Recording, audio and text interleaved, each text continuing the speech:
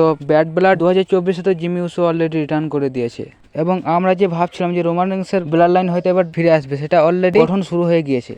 তো আজকে আমরা জানবো কিভাবে এই ব্লাড লাইনে নতুন নতুন মেম্বার যোগ হবে এবং কিভাবে এই ব্লাড লাইন আবারও ফিরে আসবে। তো ভিডিওটি শুরু থেকে শেষ পর্যন্ত দেখুন এবং ভিডিওটাকে লাইক করে চ্যানেলটি সাবস্ক্রাইব করে দিন।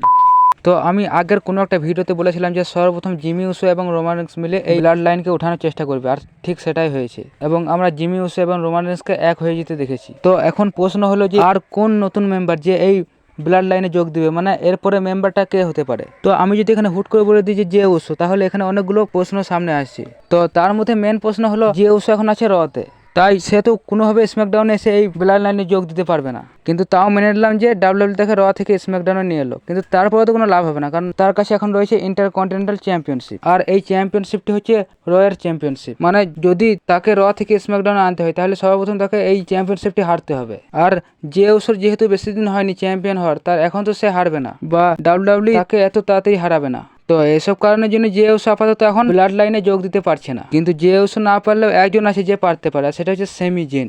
যদিও সে এখন রতে আছে, কিন্তু ডাব্লিউডাব্লিউ চাইলেই তাকে স্ম্যাকডাউনে আনতে পারে। আর যেহেতু তার কাছে এখন কোনো চ্যাম্পিয়নশিপ নেই, তাই এটা করতেও খুব বেশি সমস্যা হবে না। তাই আমরা খুব সম্ভবত ধরতে পারি যে এই রোমানের ব্লাড লাইনে এরপরে মেম্বারটা হয়তো সেমি জেন হতে পারে। কিন্তু তারপরেও রোমানের টিমে আরও একজন মেম্বারকে দরকার, কারণ আমরা দেখছি রোমানের টিমের মেম্বার সংখ্যা হচ্ছে 3 জন, আর অন্যদিকে সোলো সিকোর টিমের মেম্বার 4 জন। তাই একজন তো শর্ট পড়ে যাচ্ছে, তাই সেই চতুর্থ মেম্বারটাই হতে পারে যে উসো, কারণ ততদিনে সে তার চ্যাম্পিয়নশিপ হারিয়ে ফেলবে। আর এখন যেহেতু তার কাছে কোনো চ্যাম্পিয়নশিপ নেই, তাই তাকে র থেকে স্ম্যাকডাউনে আনতে কোনো সমস্যা হবে না। এবং আমরা অবশেষে Roman Reigns, Jimmy Uso, Sami Zayn এবং যে উসোর যে ব্লাড লাইন সেটা তৈরি হতে দেখব। এবং সম্ভবত এখান থেকে শুরু হতে পারে একটা লড়াই, সেটা হচ্ছে রোমানের blood line versus Solo Sikoa blood line, এবং এই স্টোরি লাইনটা লিড করবে সার্ভাইভার সিরিজের জন্য। কিন্তু তার আগে আমরা আরও নতুন মেম্বার যেমন জিলা ফাটু, হিকলিও, এরা অ্যাড হবে এই ব্লাড লাইনে। মানে একজন যাবে রোমানের ব্লাড লাইনে, তো একজন যাবে সোলো সিকোর ব্লাড লাইনে, মানে হিল ব্লাড লাইন আর ফেস ব্লাড লাইন দুটোই সমানে সমান হয়ে যাবে।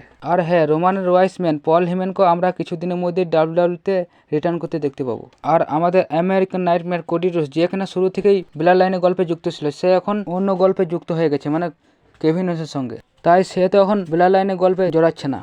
সে পরে যখন তার রকের সাথে ম্যাচ হবে তখন সে অবশ্যই আসবে, কিন্তু এখন আপাতত তার সঙ্গে ব্লাড লাইনে আর কোনো সম্পর্ক নেই। কিন্তু এত কিছু পরেও একটা প্রশ্ন হলো যে রকের কি হবে, কারণ রক তো অলরেডি রিটার্ন করে দিয়েছে ডাব্লিউডাব্লিউতে। তো দেখুন, রকের আবভাব দেখে যা বোঝা গেল সে এখন রোমানের বিপক্ষে, মানে রোমানের সাথে যে কোডি রোডসের বন্ধুত্ব সেটা রক মেনে নিতে পারছে না। এর মানে এটা তো বলা যায় যে রক রোমানের বিপক্ষেই কাজ করবে।